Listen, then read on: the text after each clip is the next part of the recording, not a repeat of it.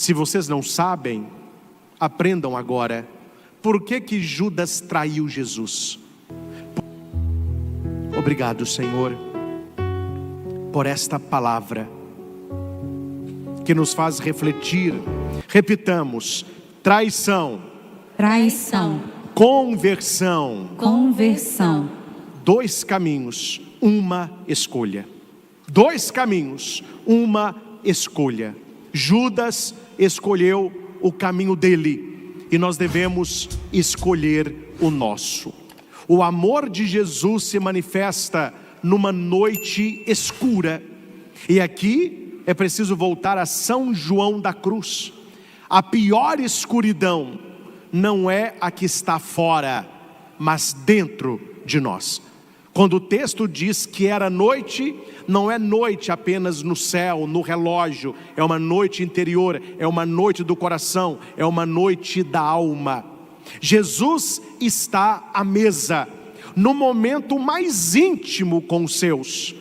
É a instituição da Eucaristia. Jesus que prometeu que Ele daria o seu corpo e o seu sangue. E naquele dia, 14 de Nisan, Jesus ele vai instituir a Eucaristia. Ele vai se dar totalmente no sacramento. Porém, esta noite é marcado por um anúncio. Aquilo que deveria ser apenas um anúncio eucarístico, Jesus ele joga como uma bomba no meio daquele grupo. Um de vós me trairá. Um de vós vai me trair. Jesus está comovido, não por medo da dor, mas pelo sofrimento de ver um coração amigo se afastar. Ali eram 12. Um estava se afastando. E Jesus já tinha feito uma outra matemática. Ele largaria 99 para buscar uma ovelha desgarrada. E Jesus sabe que ele tem com Judas poucos minutos. E Jesus vai usar desses minutos para que ele saia do caminho da traição e venha para o caminho da conversão. Foi assim com Judas, é assim comigo, é assim com você. Jesus, ele usará dos últimos minutos da nossa vida para sairmos de uma traição e passarmos a uma conversão. Santo Afonso Maria de Ligório vai dizer que o ímpio diz: vou gozar a vida e nos meus últimos minutos eu me arrependerei. Só que o doutor da igreja tem uma pergunta: diga-me, ó ímpio, quando será teus últimos minutos? Então precisamos nos converter agora. Precisamos nos voltar para Deus agora. Precisamos penitenciar o nosso coração agora. A dor de Jesus não é apenas uma dor física, mas é uma dor espiritual e relacional. Ele ama Judas até o fim. Jesus o amará até o fim e Judas o rejeitará. Vamos avançar aqui um pouco o texto. Lembre quando Jesus está lá no Getsêmani, depois que os discípulos dormem, ele diz: levante-se, o traidor está chegando. Judas chega e o beija, e Jesus vai dizer para ele: amigo, traz o filho do homem com um beijo. Ali Jesus deu a última cartada em Judas: você me traiu, você mostrou que você não é meu amigo, mas durante toda a vida e até agora, eu sempre fui o seu amigo. Judas não pode chamar Jesus de amigo, porque não é. O amigo de verdade nunca trai. O amigo de verdade nunca trai. Judas mostrou: eu não sou teu amigo. Mas Jesus pode dizer: amigo, traz o filho do homem com um beijo. Mesmo na traição, Jesus amou Judas. Que se fôssemos nós, ou pelo menos se fosse eu teria falado com ele: meu inimigo, você me trai com um beijo, né? Não, Jesus ele está no outro nível. Mesmo Judas não o sendo, Jesus permanece. É o que está na Escritura. Deus é fiel, e se nós lhe somos infiéis, Ele permanece fiel. Analisemos 5 pontos do Evangelho. Primeiro ponto: um de vós. Vamos repetir isso? Um de vós. De novo. Um de vós. Por que é importante este um de vós? Porque a traição não vem dos de fora, a traição vem dos de dentro. Não é um deles, não, é um de vós. E quem é este vós? Quem são o vós? Aqueles que durante 3 anos caminharam com Ele, comeram com Ele, dormiram com Ele, viram os milagres, viram os exorcismos e ouviram todas as pregações. O ano tem 365 dias. A gente pode dizer, brincando com os números, que 3 anos são 1000 dias. Eles passaram 1000 dias com Jesus. E mesmo depois disso, um de vós vai me trair. Não é os de fora, são os de perto. Não foi um fariseu, não foi um romano, não foi um saduceu, foi um dos seus, alguém que caminhava com ele, alguém que ele tinha escolhido. A traição que mais dói é a que vem de quem está próximo. Então peçamos ao Senhor, meus irmãos, que não sejamos traidores de Jesus, mas que também não traiamos as pessoas que nos amam, as pessoas que confiam em nós, a nossa família, os nossos amigos de verdade, porque a traição ela dói. Só sabe a dor de uma traição quem já foi traído. Eu atendo pessoas traídas, mulheres, homens, namorados, namoradas, noivos e noivas, amigos. Como que eles vêm sofrido? Como que um coração traído, a pessoa ela perde totalmente aquela alegria e o sentido da própria vida. É por isso que Deus escolheu a pior maneira de Jesus ser entregue, para que ele experimentasse a dor de uma traição.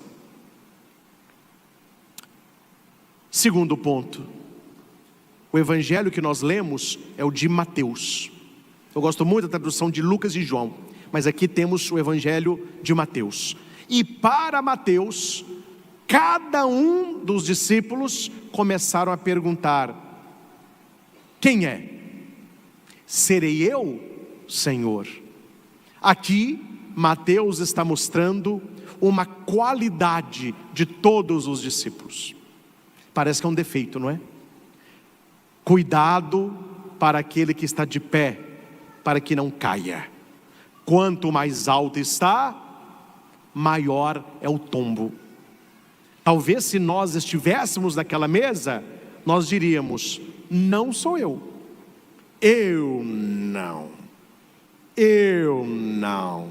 Isso está no nosso coração. Nos achamos muito bons, nos achamos amigos de Jesus, fiéis a Jesus.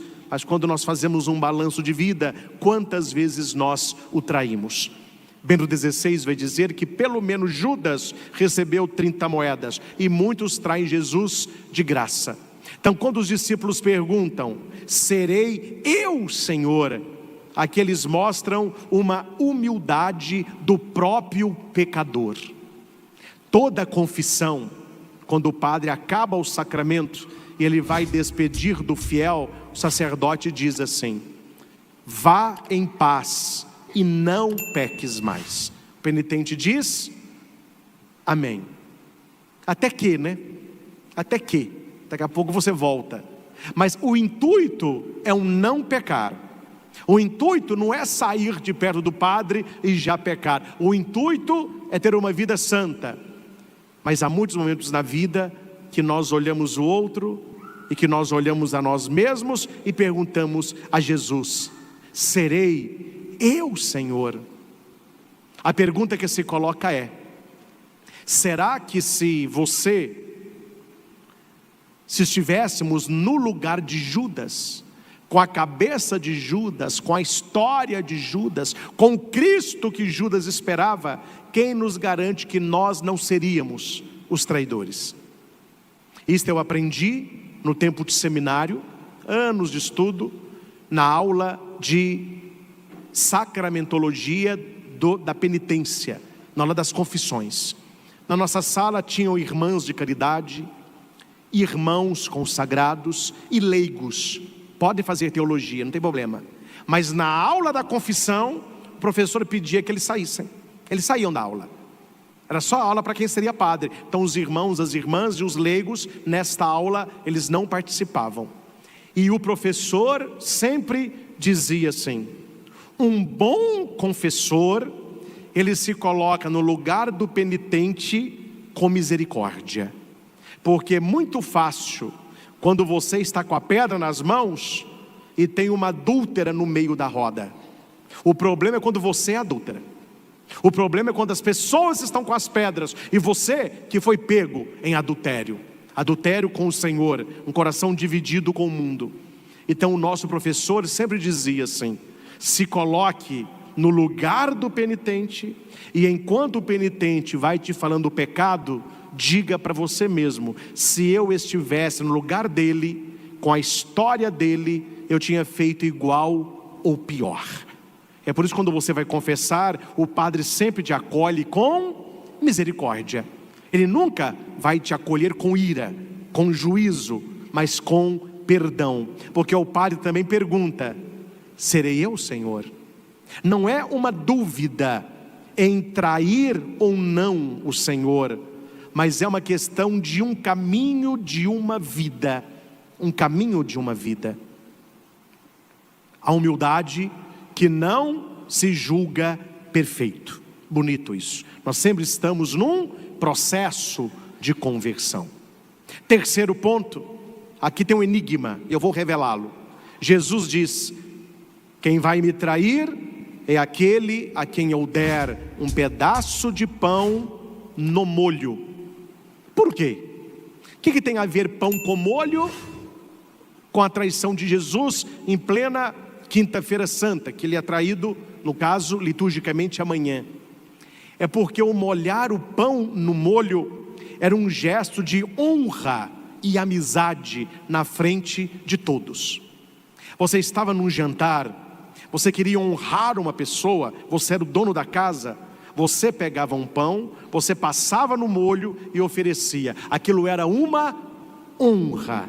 Para você entender, o pão passado no molho, você já foi aniversário, não já? Não tem o tal do primeiro pedaço? É o pão no molho. Todo mundo quer. Todo mundo quer. É honra. Para quem que vai? E tem gente que a gente coloca a pessoa em saia curta, né? Tantas pessoas queridas. Para quem vai o primeiro pedaço? Você queria que tivesse pelo menos vários primeiros pedaços, né? Então esse primeiro pedaço do bolo é o pão com molho.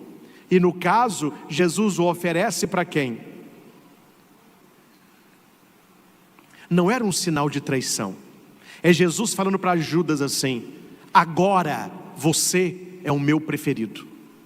Agora você é o meu preferido. Você tem uma chance de sair do que você está prestes a fazer e pegar um caminho de conversão. O primeiro pedaço de bolo eu estou dando para você. Os 11 não entenderam, mas Judas entendeu. O pão molhado na honra mostra para Judas o caminho errado. Jesus oferece amor até o fim, mesmo ao traidor. E não nos esqueçamos que o pão ofertado no molho vem após o lava-pés. Jesus lavou os pés de Judas e não falou nada. Jesus sabia quem era o traidor, não falou nada. Lavou o pé de Judas. Na Semana Santa a gente reza um pouco mais, né, meus irmãos? Eu gosto muito de rezar texto bíblico. Para mim, um dos momentos melhores do meu dia, quando eu estou preparando essas pregações aqui. Mas eu vou longe.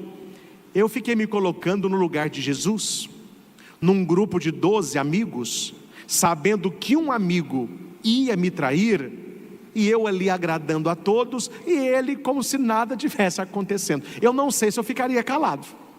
Eu não sei se eu lavaria os pés. Pelo que eu me conheço, claro, eu estou trabalhando também a minha conversão, mas pelo meu gênio, para eu saltar Judas pouco custa.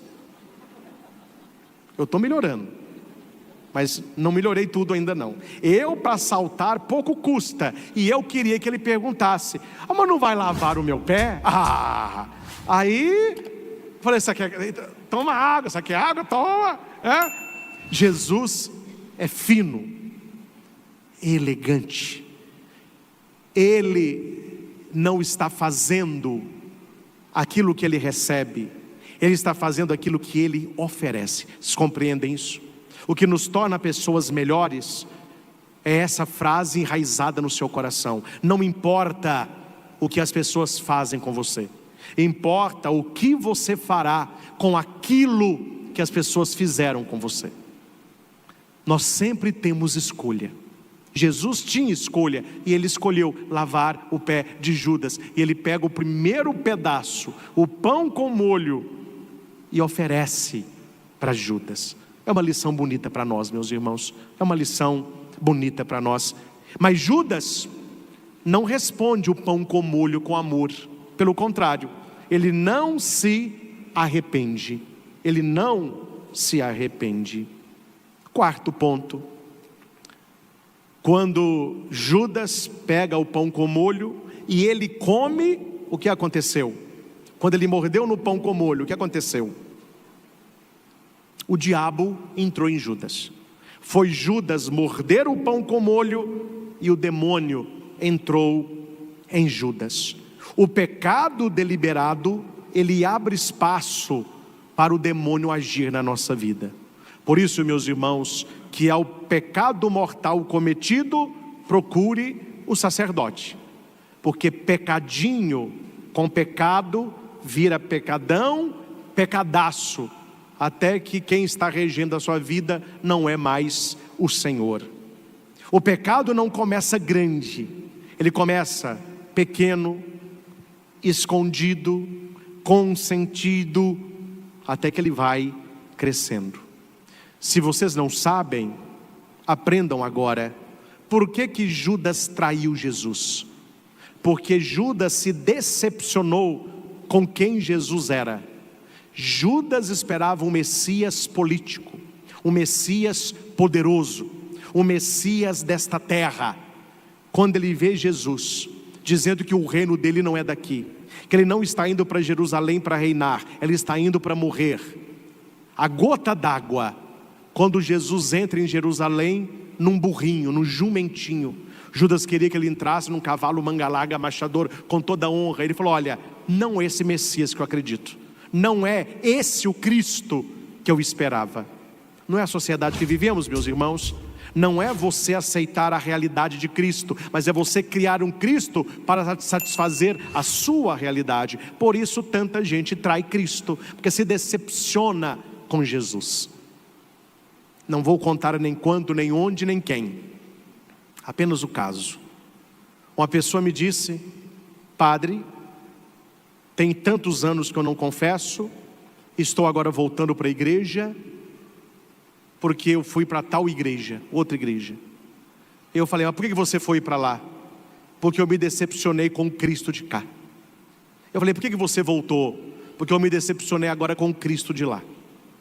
Eu falei: então vamos lá. Qual foi a decepção com o Cristo de cá? É porque eu fui ouvir uma pregação. O que Jesus me prometia se eu me convertesse? Jesus disse: renuncie a si mesmo, tome a sua cruz e siga-me. Quer dizer, eu tenho que renunciar a mim? Eu tenho que tomar a cruz? É para isso que eu vou seguir Jesus? Não. Eu estava assistindo um programa de TV e alguém me disse assim: eu era empregado, agora eu sou patrão. Eu andava de ônibus, agora eu ando de BMW. Eu tinha R$100 na carteira, hoje eu tenho milhões no banco. Aí esse Jesus eu queria. Aí eu fui para lá. Só que nada disso aconteceu. Eu me decepcionei lá também. Aí eu acho que é melhor ficar com a cruz real de cá do que a mentira do carro de lá. Vocês entendem? As pessoas vão procurando um Cristo que me satisfaça. Não é procurar um Cristo para que você o satisfaça, não, para que Ele me satisfaça. É por isso que muita gente deixa de rezar. Por que muita gente reza? Ah, padre, eu rezo para que Deus faça a minha vontade. A gente não reza para que Deus faça a nossa vontade. Você não reza para que Deus faça a sua vontade. A gente reza para que nós possamos dar conta de fazer a vontade de Deus.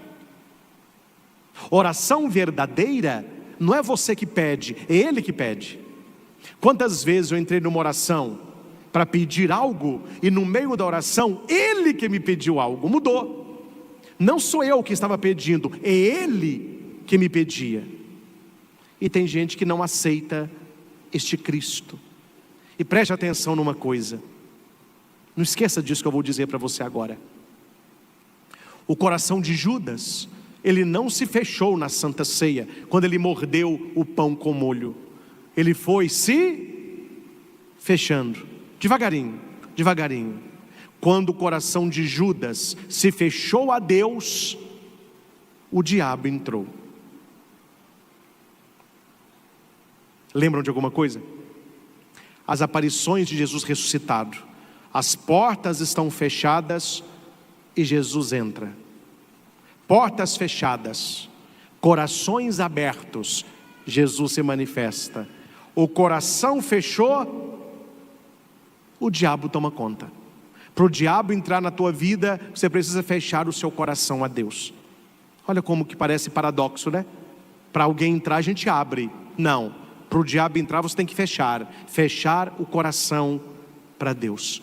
Quando Judas morde naquele pão com molho, ele já está cumprindo não mais a vontade de Deus. Ele escolheu o lado dele, é o lado do mal. E o diabo não perde oportunidade. Quem prestou atenção na leitura do texto, Judas negocia Jesus e ele procurava uma oportunidade para traí-lo.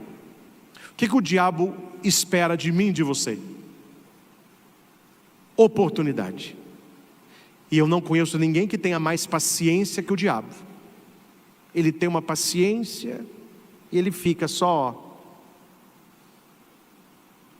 esperando o quê? Oportunidade, uma brecha. Não dê oportunidade para o mal entrar na sua vida. Judas, infelizmente, consentiu. Quinto ponto, era noite. A traição mergulha Judas na noite espiritual. Não é apenas uma noite cronológica, uma noite do relógio, é uma noite interior. Em João, no Evangelho joanino, quando fala de noite, simboliza o afastamento de Deus. Jesus disse: eu sou a luz do mundo, quem se afasta de Cristo entra onde? À noite. E quem é o príncipe das trevas? O diabo. Meus irmãos, reflitamos apenas brevemente, já entrando na nossa reflexão penitencial. 4 pontos que nos fazem trair Jesus. Judas traiu por 30 moedas de prata, é a história dele. Como que nós traímos Jesus hoje? 4 maneiras principais. Pode ter outras, mas essas são as 4 primordiais. Para ficar mais breve, eu vou me ater aqui ao esquema. Primeiro, pecado mortal não confessado. Cada vez que pecamos gravemente, escolhemos trair Jesus, preferimos 30 moedas à fidelidade. Pecar sabendo que é pecado, sem arrependimento, é beijá-lo para traí-lo. Segundo, quando comungamos a Eucaristia sem estar no estado de graça. Judas recebe o pão das mãos de Jesus e em vez de se converter, endurece o coração. A Eucaristia sem confissão leva à condenação. Deixa eu falar uma coisa bem clara. A missa é para todos. A comunhão para quem está preparado. Vou repetir isso. A missa é para todos. A comunhão para quem está preparado. Aí você pode questionar, mas quando é padre, que receber a comunhão pode me trazer uma coisa ruim? Leia 1 Coríntios 11, do 27 ao 29. Aquele que comunga, sem discernir o corpo do Senhor, e sem estar no Espírito da graça, ele comunga a própria condenação. Não sei o que estou dizendo, está na palavra de Deus. Então essa é a segunda maneira de trair o Senhor. É chamado de comunhão sacrílica. Quer dizer, ao invés da comunhão te fazer bem, você peca comungando em pecado mortal. Terceiro, quando negamos Jesus nas pequenas atitudes do dia a dia, no silêncio cúmplice, nas palavras torpes, nas escolhas que negam os valores do Evangelho. Vivemos uma coisa na igreja, mas vivemos outra no nosso dia a dia. Quem diz crer, mas vive como se Deus não existisse, está traindo Jesus. Papa Bento XVI falou muito sobre isso, e você pode pesquisar na internet e leia. Ateísmo prático, Bento XVI. Ele fala sobre muito isso aqui. A pessoa diz, eu creio em Deus, mas ela vive como se Deus não existisse. Há um problema aí. E quarto ponto, quando priorizamos as coisas do mundo e não as coisas de Deus. Judas trai por ambição, ideologia e até por decepção com Jesus. Quantas vezes também nós negociamos a nossa fé por status, prazeres e vaidades. Um de vós vai me trair. Fecha os teus olhos. Se coloque agora à mesa com Jesus. Nós estamos ao redor do altar. Nós estamos à mesa com nosso Senhor. E Ele está dizendo aqui neste santuário, alcançando você: um de vós vai me trair. Judas, ele sai da mesa e mergulha na noite. Pedro também vai cair, e Jesus o perdoa, porque ele chora e volta. Jesus ama até o fim, até o último segundo, oferece o pão do arrependimento. Vamos examinar a nós mesmos. Há alguma traição em sua vida hoje? Existe algum pecado escondido no seu coração? Há algum mau hábito que precisa ser abandonado? Enquanto não é noite, ainda é tempo de voltar. E eu quero dizer a você, ainda não é noite na sua vida, há tempo de voltar. Volte para o Senhor. Volte para o Senhor com todo o teu coração. Ele é lento para a cólera, mas cheio de misericórdia. Deus não se alegra com a morte do pecador, pelo contrário, Ele quer que ele se converta e tenha vida, e vida plena. Hoje, Jesus diz de novo: um de vós me trairá. E Ele olha para você, e Ele olha para mim com amor, oferecendo o pão da Eucaristia. Qual é a nossa resposta? Jesus não desistiu de nenhum dos 12, nem de Judas. Até o último momento, Jesus ofertou amor. Jesus está ofertando o amor dele para você agora. Receba. Permita que o amor de Deus encha o seu coração e cure de toda carência, cure os seus traumas, a sua solidão, a sua depressão, a sua ansiedade. Mas o amor, ele exige resposta. O amor exige resposta. Não traia quem deu a vida por você. Não sejamos como Judas, traindo nosso Senhor, mas o amemos com todo o coração. Precisamos nos converter, precisamos mudar de vida, precisamos abandonar o pecado. Jesus está à mesa e Ele ainda acredita em mim, Ele ainda acredita em você. Ajuda-nos, Senhor, a trazermos no peito um coração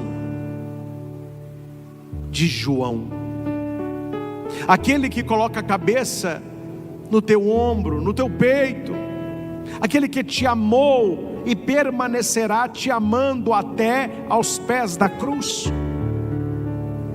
Judas traiu, Pedro negou, João amou. Onde estamos nós? Onde estamos nós? Obrigado, Senhor, por esta palavra que nos faz refletir as atitudes de Judas e ao mesmo tempo as nossas atitudes. Enquanto não é noite, há esperança. Enquanto não há noite, ainda é tempo de voltar.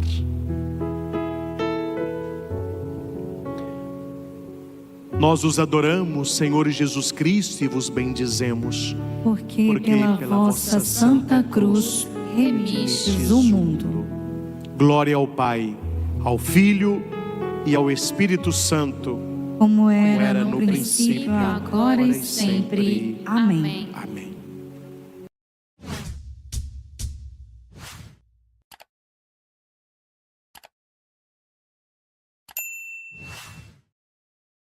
Aos que estão aqui, você que está em casa, no instante de silêncio, deixe cair no seu coração toda esta pregação e dê uma peneirada, se nem tudo serviu, mas fique com aquilo que Deus usou da boca do Padre para falar com você.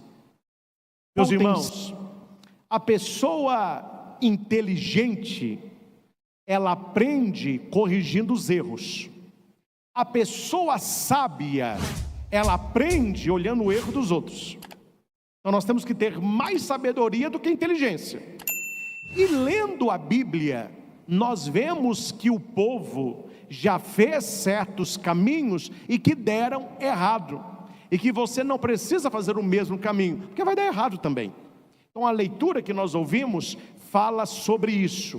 Quem tem aí o folheto, se quiser acompanhar, nós vamos apenas contextualizar. Aí a leitura que não diz nada, ela explode e você verá que a nossa vida está aí.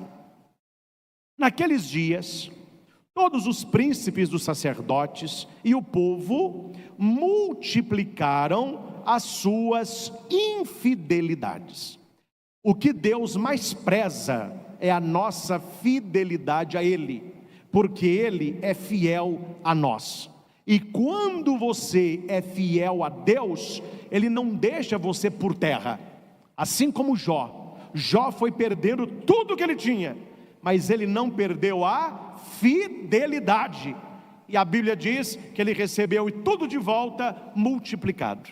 Então quando você perde algo porque o mal levou, Deus haverá de devolver tantas vezes mais, se você se manter fiel.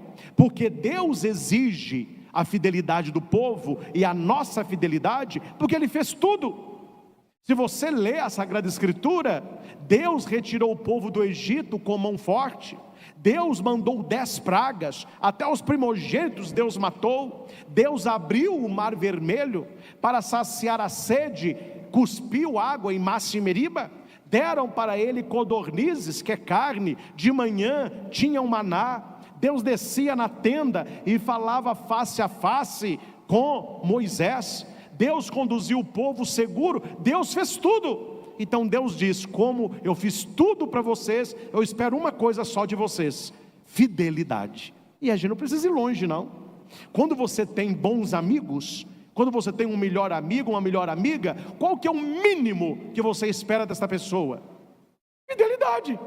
Ele já fez tanto para você e você já fez tanto para ele. Sejamos fiéis. Nós somos fiéis entre nós, Deus quer que nós sejamos fiéis. Só que aqui acontece o contrário. E aqui a Bíblia é muito clara: eles não aumentaram a infidelidade, eles multiplicaram a infidelidade. Eu queria, meus irmãos, ser mais doce nas minhas palavras, mas eu iria mentir para vocês. Então eu vou falar da coisa rasgada. Há pessoas que não enxergam que elas vêm à igreja, mas elas levam uma vida de infidelidade. Elas vêm à igreja, mas elas não rompem com o pecado. Elas não mudam de vida. Elas não têm um espírito adorador. Então elas estão vindo no templo, mas você não vê na vida delas a graça de Deus.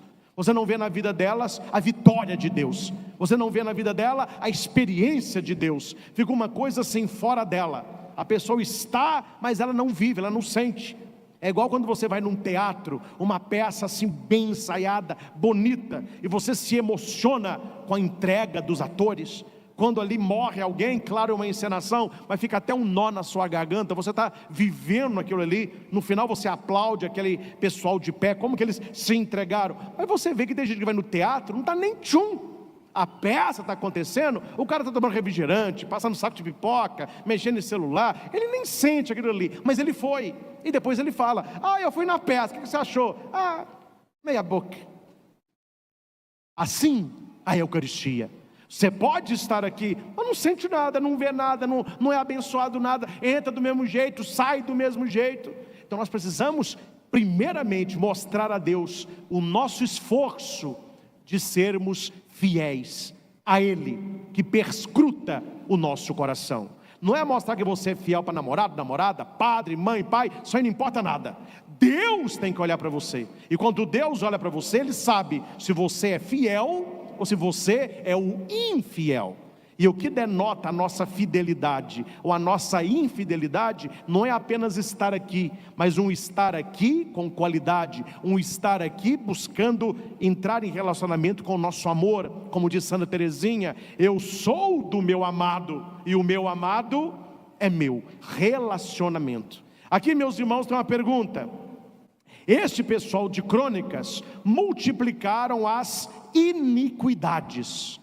Nós temos multiplicado o que na nossa vida? Olhando a sua história e esta caminhada quaresmal, o que você pode oferecer ao Senhor?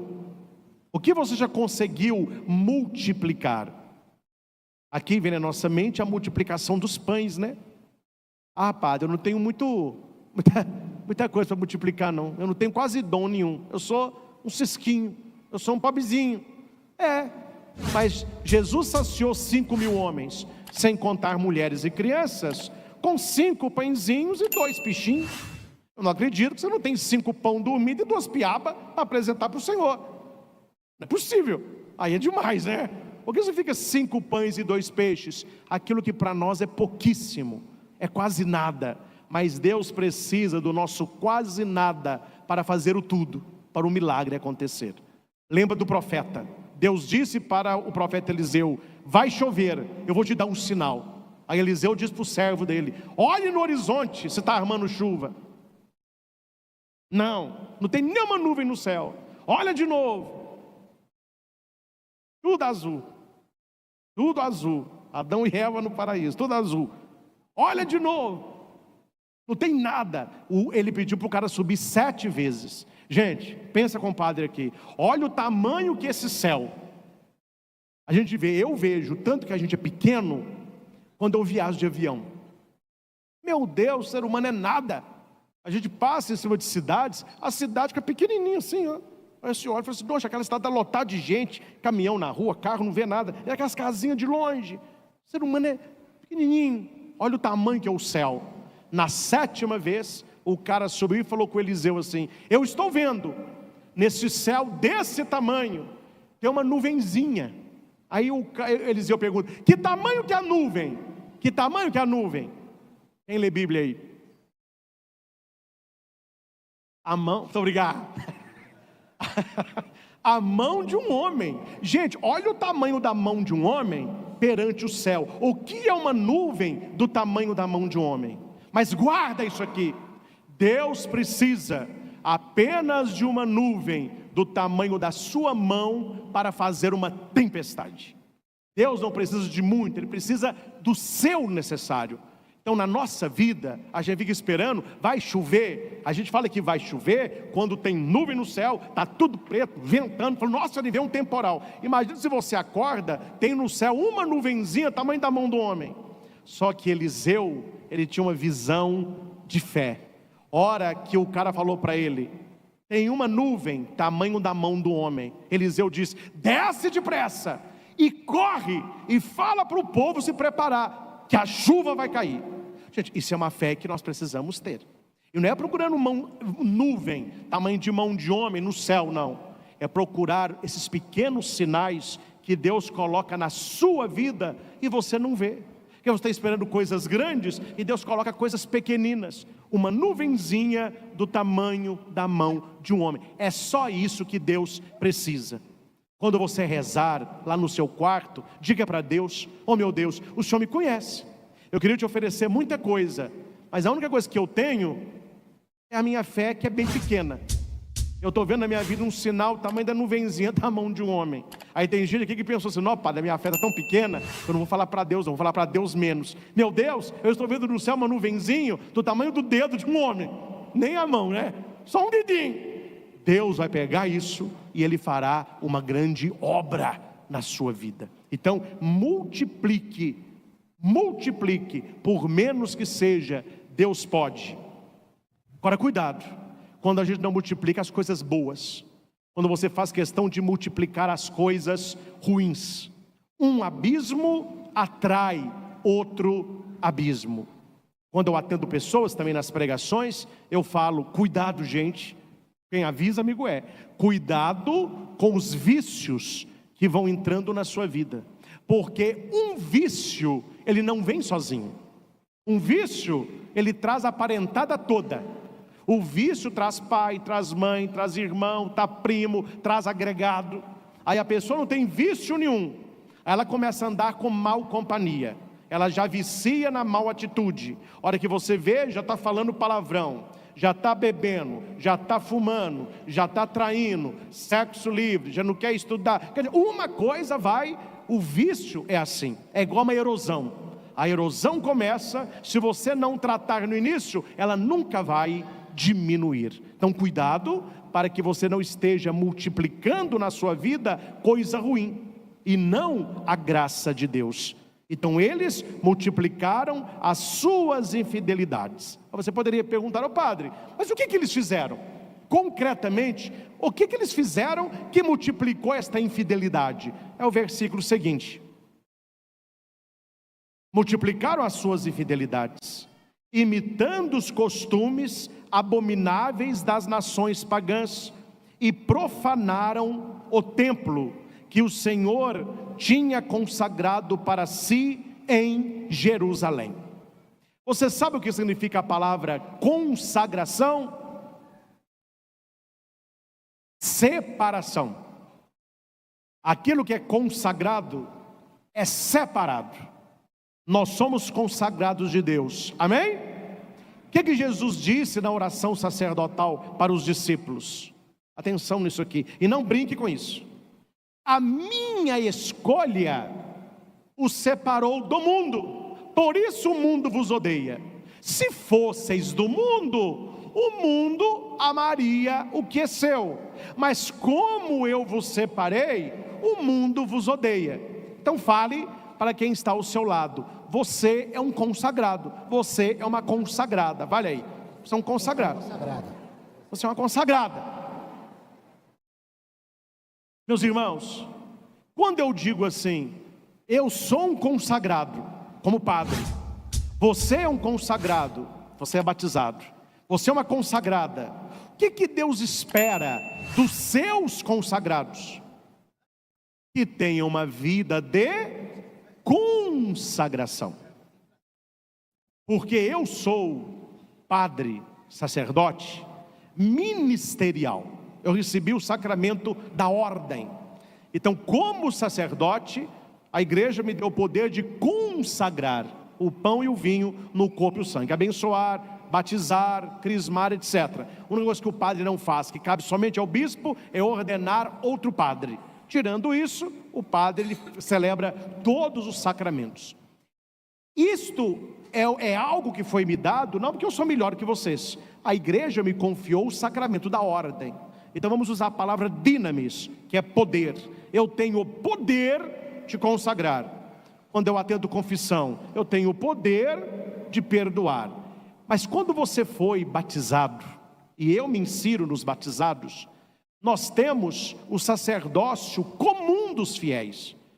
Todos vocês são sacerdotes. Vocês não são sacerdotes ministeriais, mas vocês fazem parte de um povo sacerdotal. O padre consagra o pão e o vinho, você consagra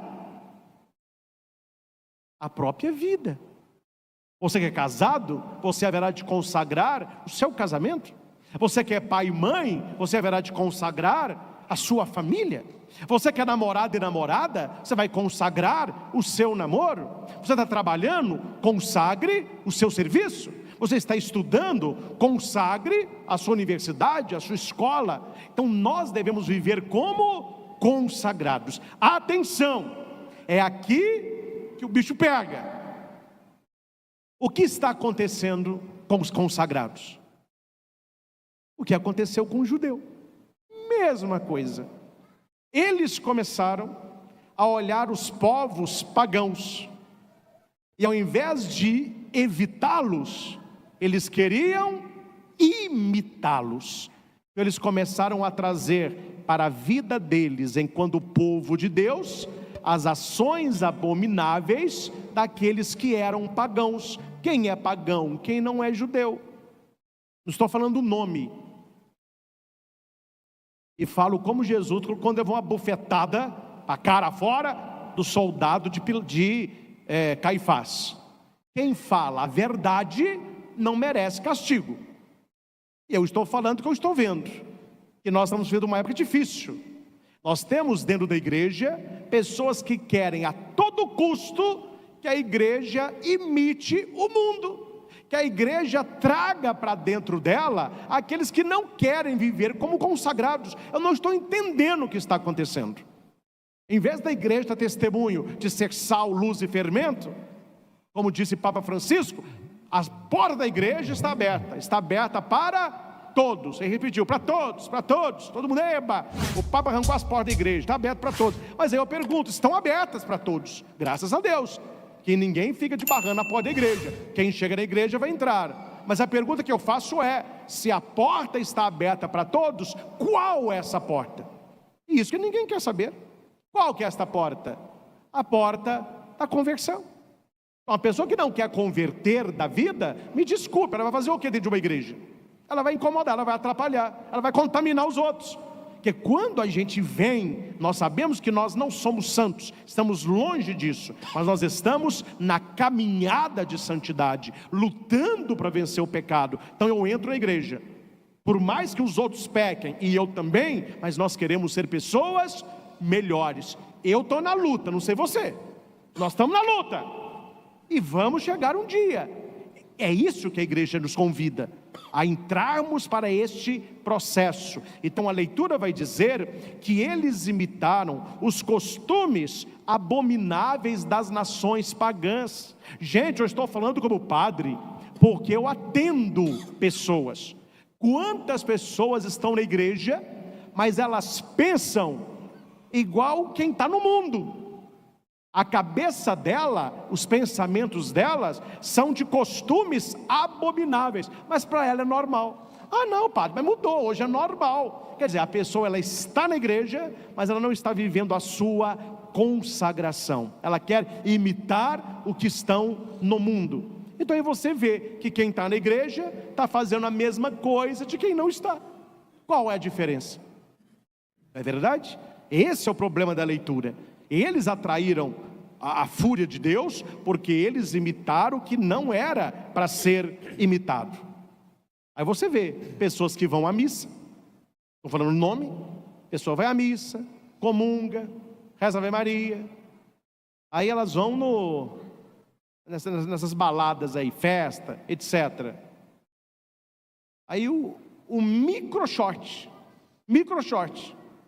não padre, mas todo mundo usa, e quanto mais para cima, mais a gente chama atenção. Pois é, meu filho, você não está entendendo uma coisa, esse micro short, que está tampando quase só a genitália, né? Isso é normal, mas é normal para o mundo, não é normal para o consagrado. Aí o consagrado quer imitar o que o mundo faz. Aí você pega uma moça, aí eu ponho o dedo na ferida, né? Uma moça que é de missa, que comunga, que quer casar na igreja, olha que bonito, quer pôr o véu branco, quer pôr o marido todo bonitão, e contrata música, e contrata flor, e briga por causa do padre, eu quero esse, eu quero aquele, e faz uma confissão piedosa para casar, se consagrou a Nossa Senhora, reza o rosário, mas aí vem a festa de despedida de solteira. Aí você vai na festa, você só vê órgão genital. É órgão genital de chocolate, põe no olho, põe na boca, joga leite condensado, aquela confusão toda. Padre, mas que rigorismo isso? É normal isso, meu filho, é normal para o pagão, não é normal para o cristão. Só que essas coisas do mundo entraram para a nossa vivência. Isso que a leitura está falando. As pessoas são de Deus, mas elas estão fazendo a mesma coisa que fazem os que não são de Deus. Você pega um jovem, uma jovem que não é de Deus, não vai à missa, não tem fé, o negócio no final de semana é quem pega mais. Beija 4, beija 5, dorme com 6, acorda com 7, uma confusão. É a vida deles, eles escolheram isso. Aí você pega uma pessoa de igreja, que ajuda na igreja e que está fazendo a mesma coisa. São os consagrados imitando as obras. Vocês estão entendendo os exemplos, sim ou não? Isso é para ficar mais claro o que eu quero dizer. É isso que aconteceu no livro de Crônicas e que deu errado. Deus olhou para o seu povo e Deus olhou para aqueles que não eram o seu povo. Deus olhou para aqueles que aceitaram Jesus e para aqueles que não aceitaram Jesus. E Deus falou assim, espera aí, estes fazem assim, mas os meus também fazem. Estes estão lidando assim, mas os meus também. Esse pessoal tem a boca suja, mas esse aqui também tem. Então qual a diferença do consagrado por não consagrado? Qual a diferença do cristão para o não cristão? Do praticante por não praticante? Está tudo a mesma coisa. Aí é o pai do filho pródigo. Ele chega no chiqueiro, ele não sabe quem é filho e quem é porco. Porque o ser humano agora deu para imitar porco também. Não é a minha ideologia de gênero, é a minha identidade. Eu sou uma porca. Vocês viram isso? Ou não viram isso também não? Uma moça definiu que ela é uma leitoa. De peso, certamente. Mas encheu o banheiro dela de esterco, colocou um focinho rosa e ela fica deitada, vira de um lado, vira do outro, e a família defendendo, não, mas ela está feliz, ela descobriu a sua essência. Meus irmãos, Jesus morreu na cruz para que nós tivéssemos uma essência de leitão. É o mundo. Agora qual é o problema? É quando os que estão aqui dentro começam a achar isso lá fora normal. Padre, as coisas não é assim, meus irmãos. Deus quer um povo fiel, Deus quer um povo dele. Padre, mas se eu viver o que o senhor está falando, nós estamos na água, e estamos na água mesmo, porque Jesus disse, quem está nas trevas odeia a luz, e nós seremos odiados. Eles odiaram também Jesus, e Jesus só fez o bem. Não é assim que Paulo diz? Passou pelo mundo fazendo o bem, e terminou aonde? Crucificado. me apontem um pecado público, um erro de João Batista. João Batista só batizava, falava de Deus, falava sobre conversão. Como que ele acabou? Perdendo a cabeça por Herodíades, que não quis se converter. Gente, a história vai repetindo, né? Profanaram o templo. Qual templo? O de Jerusalém, mas também o templo do próprio corpo. O nosso corpo, ele é templo do Espírito Santo. Deus habita no seu corpo. O seu corpo é também sagrado. Nós devemos ter respeito quando estamos no templo, que é a casa de Deus. Quando nós entramos na igreja, que é a casa de Deus. Jesus falou semana passada, né? Expulsou os vendedores porque eles não tinham respeito com a casa do meu Pai. Mas se o Espírito Santo habita no templo, ele habita no seu coração. Aí tem pessoas que respeitam o templo de pedra, mas não respeitam o templo que é o seu corpo. E aqui está falando, eles profanaram o templo que o Senhor tinha consagrado, separado. Repita: quem avisa, amigo o é. Quem avisa, amigo o é. Quem é o nosso maior amigo? Jesus. Ele disse isso. Ninguém tem maior amor do que aquele que dá vida pelos seus amigos. Eu não vos chamo de servos, eu vos chamo de amigos, porque eu vos dei a conhecer a vontade do meu Pai. Então o amigo, ele avisa. Quando Deus viu, atenção pessoal, quando Deus viu a coisa saindo do trilho, o que Deus fez? Começou a levantar profetas. O que é um profeta? É a boca de Deus. O profeta anuncia e denuncia. Esse é o caráter do profetismo. Aquele que é um profeta de Deus, ele vai anunciar a palavra e ele vai denunciar o erro. Então ele levantou inúmeros profetas. O que as pessoas fizeram com os profetas? Está escrito aí, vai aí. O Senhor, Deus de seus pais, desde o princípio e sem cessar, repita, desde o princípio e sem cessar. Olha aí, Deus não para, Ele quer nos salvar. Desde o princípio e sem cessar, enviou-lhes mensageiros, profetas, pois queria poupar o povo e a sua própria morada. Vamos ler juntos o que eles fizeram com os profetas.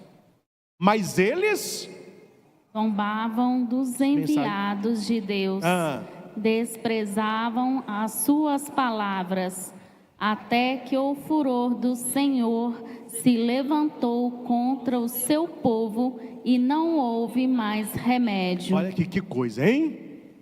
Papai do céu, muito triste, muito triste. Você que já entregou para Deus um ente querido, dói no coração quando os médicos te chamam e os médicos falam assim: a família toda está aqui, estamos. Olha, agora é paliativo, não há mais o que fazer. Não tem mais remédio não, doutor? Não. O que podíamos fazer já foi feito. Não tem mais remédio. O que o médico está falando? Agora é esperar a pessoa descansar. Gente, acabou o remédio no estoque do céu. Deus usou o remédio todo e o povo não quis tomar. Aqui está dizendo, a tal ponto deixou de haver, Deus não tinha mais o que fazer. Eles zombaram dos mensageiros, escarneciam dos profetas, desprezavam a palavra, riam dos profetas. É o mundo que nós estamos vivendo, meus irmãos. Não sei se você experimenta isso. Claro, eu como padre, porque a nossa vida é um pouco diferente, né? Eu convivo muito em ambientes católicos.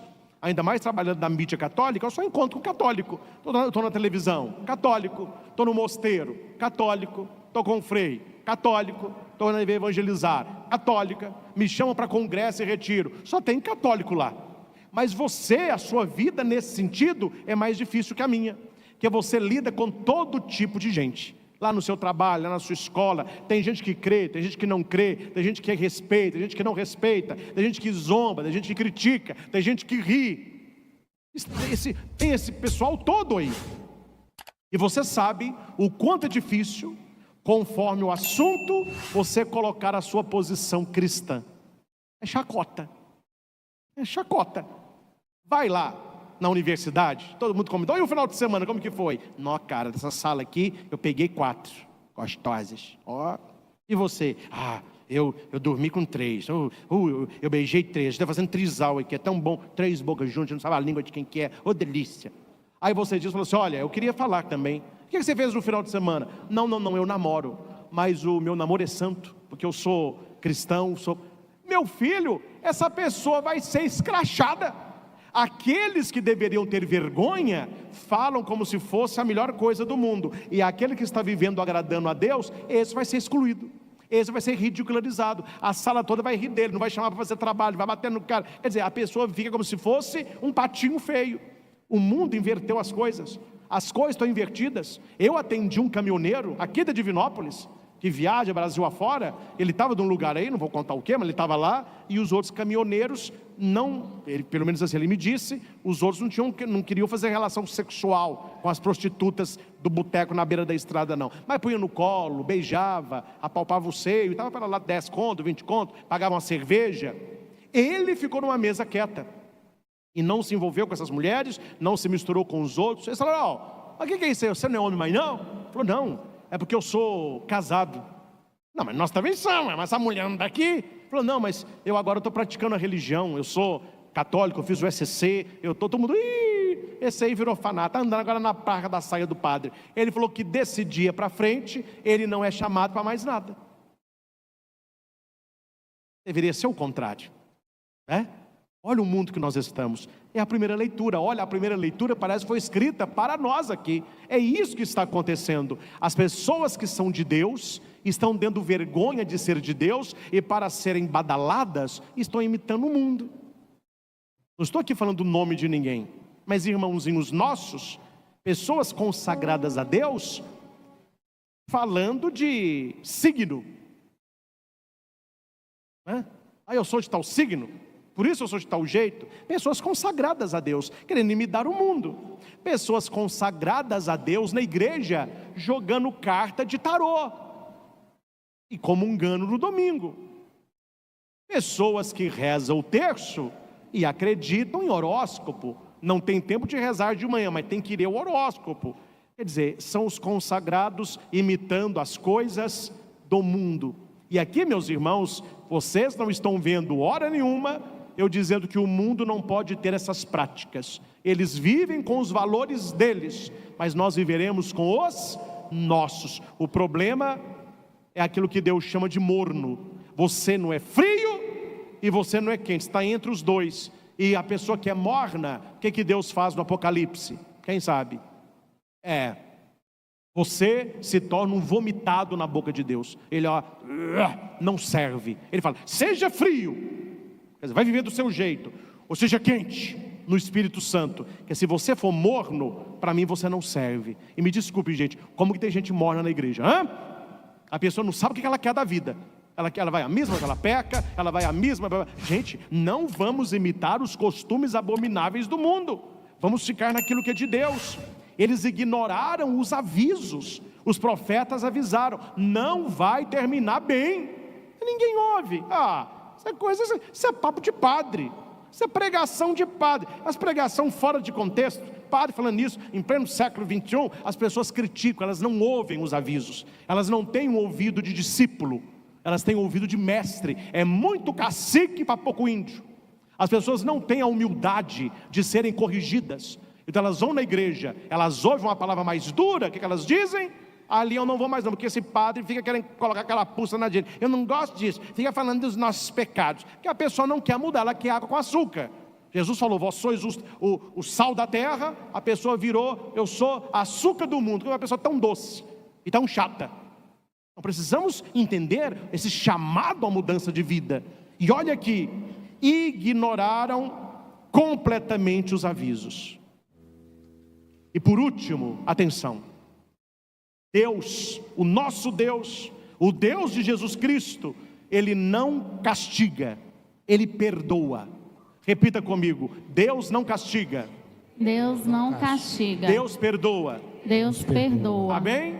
Amém. Mas aprenda uma coisa, Deus perdoa, só que as suas atitudes, elas vão atrair para a sua vida bonança ou tempestade.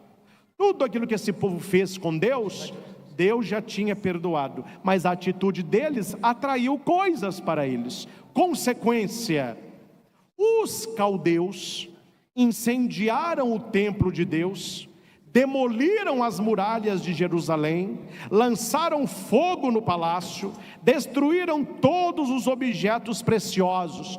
Qual que é a nossa coisa mais preciosa? A nossa fé, a nossa família. Se as pessoas não mudarem, nós veremos a destruição da nossa família, a destruição da nossa igreja. Jesus prometeu: as portas do inferno não prevalecerão contra ela, mas sofreremos muito na tribulação. O rei dos caldeus deportou para a Babilônia todos os que tinham escapado ao fio de espada, e foram escravos dele e de seus filhos, até que se estabeleceu o reino dos persas. Ou seja, as coisas certas que nós fazemos vão atrair bênção para nós. As coisas erradas que você faz, pode esperar, a conta vai chegar. Mas padre, Deus vai me castigar? Não, mas as suas ações determinam as consequências. Tudo na vida é ação e reação. Toda ação tem uma consequência. O povo abandonou a Deus, multiplicou a infidelidade, começou a imitar as ações abomináveis. Que aconteceu no final? Destruição. Casas queimadas, muro destruído, o templo veio ao chão, foram deportados à Babilônia, mais ou menos 15 mil pessoas.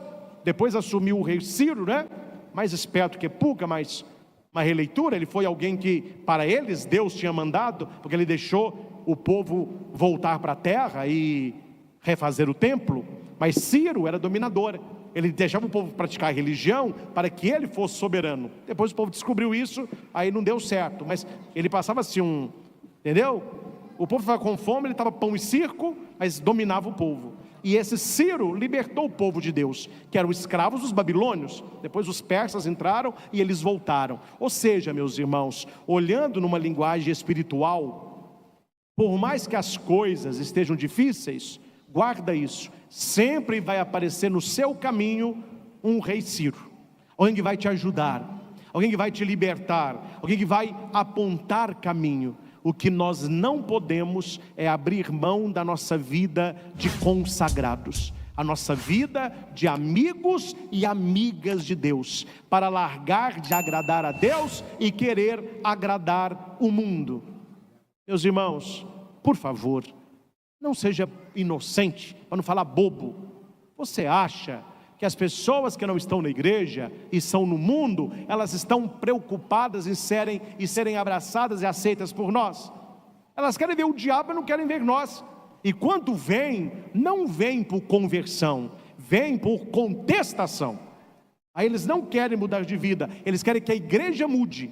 Eles não querem mudar de vida, eles querem que a igreja mude. E a igreja pode mudar, nunca basta, nunca basta. Vai abrindo mão, eles, a hora que tiver tudo destruído, aí sim, agora nós podemos voltar para o mundão, porque nós não somos da luz, nós odiamos aqueles que o são. Então, meus irmãos, sejamos comprometidos com a palavra do Senhor. Essa primeira leitura nos alerta: cuidado quando na sua casa, na vida dos seus filhos e na sua mente, você começa a pensar e aceitar as ações abomináveis do mundo. Cuide da sua família, levante muros de proteção espiritual, porque quando a tristeza chega, a escravidão se instala numa vontade de cantar. É o Salmo. Vocês que estão aqui deportados, canta para nós aí, cante um cântico de Sião.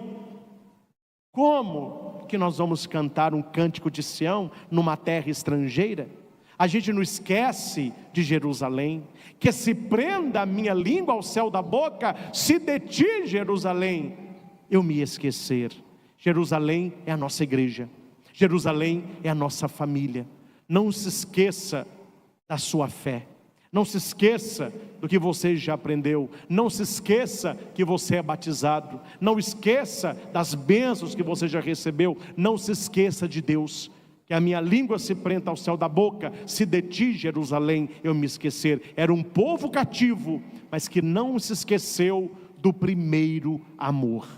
Foi assim com eles, e deve ser assim com cada um de nós. Lembremos do que o Senhor disse: Se forem fiéis nesta terra, eu serei fiel a vocês lá no céu. Aquele que me rejeitar aqui embaixo, será rejeitado por mim lá em cima. Mas bem-aventurados sois vós, quando vos perseguirem, injuriarem e mentindo contra vós por minha causa. Alegrai-vos e exultai, porque será grande a vossa recompensa no reino dos céus. E nós queremos tomar posse desta recompensa, uma vida de consagrados que não invejam aqueles que estão no mundo. Tem que ser o contrário, são os que estão no mundo numa falsa alegria, vendo a nossa bênção e uma vida com Deus, que deve abandonar o pecado e estar no nosso meio. Não são os da igreja indo para o mundo, são os do mundo vendo o nosso testemunho, procurando a igreja. E Deus ilumine a todos e cada um, para que continuemos nesta caminhada rumo à semana maior, a Semana Santa. E fica aqui a vigilância para a 4ª semana da Quaresma. Faça um mergulho na sua vida e na sua verdade. Você tem uma semana para fazer isso. E só você com você mesmo pensa: o que está na minha vida? Como consagrado de Deus, como um batizado, mas que é uma ação abominável do mundo. O que é que eu estou trazendo para a minha vida que não é de Deus? O que eu estou aceitando que não é de Deus? O que eu estou fazendo que não é de Deus? O que eu estou pensando que não é de Deus? O que eu estou falando que não é de Deus? Aí você é esse povo que volta. E Deus não se alegra com a morte do pecador. Pelo contrário, Ele quer que ele se converta e tenha vida e vida plena. Aos que estão aqui, você que está em casa, num instante de silêncio, deixe cair no seu coração toda esta pregação. E dê uma peneirada, se nem tudo serviu. Mas fique com aquilo que Deus usou da boca do Padre para falar com você. Quais têm sido as nossas infidelidades? Quando é que nós, como consagrados e separados do Senhor, nós estamos imitando as ações abomináveis do mundo, vendo tudo isso com normalidade? As nações, os reinos, brigam por domínio e poder. Entre vós não deve ser assim. Esta é a frase, meus irmãos, que Jesus diz para cada um de nós. As pessoas que não têm religião, as pessoas do mundo, elas têm um estilo de viver delas. Mas Jesus, olhando para nós que somos cristãos batizados, Ele vai dizer: eles vivem assim, mas entre vós não deve ser assim. Permaneçamos fiéis ao Senhor, buscando sempre as coisas do alto. Louvado seja nosso Senhor Jesus Cristo, para sempre seja louvado.